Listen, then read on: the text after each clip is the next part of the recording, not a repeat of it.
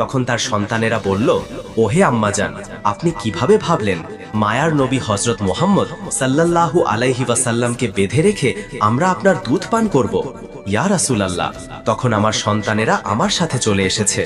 হে আল্লাহর নবী, আপনার সাথে বেয়াদবি করার জন্য আপনি আমাদেরকে ক্ষমা করে দিন। এতক্ষণ পর্যন্ত আমরা আপনাকে কষ্ট দিয়েছি। অতঃপর ইহুদিকে লক্ষ্য করে বিশ্বনবী বলতে লাগলেন, ওহে ইহুদি, এই নাও, তোমার শিকার করা হরিণ ফিরে এসেছে। শুধু সে ফিরে আসেনি, ফিরে এসেছে তার সকল সন্তানগুলিও। অতঃপর তুমি তাদেরকে তোমার কাজে ব্যবহার করতে পারো।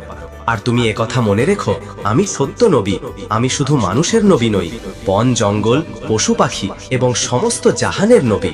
অতঃপর কথাগুলো বলে দয়ার নবী মুহাম্মদ সাল্লাল্লাহু আলাইহি ওয়াসাল্লাম চলে যেতে লাগলেন।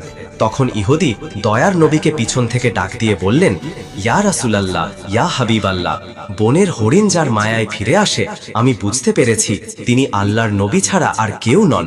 হে আল্লাহর রাসূল, আমাকে আপনি আপনার হাতে হাত রেখে কালেমা পড়ে মুসলমান করিয়ে দিন। আর এই হরিণের আমার কোনো দরকার নেই, আপনি আমাকে আপনার চরণ তলে রেখে আপনার গোলামি করার সুযোগ দিন। অতঃপর হযরত মুহাম্মদ মুস্তাফা সাল্লাল্লাহু আলাইহি ওয়াসাল্লামের হাতে হাত রেখে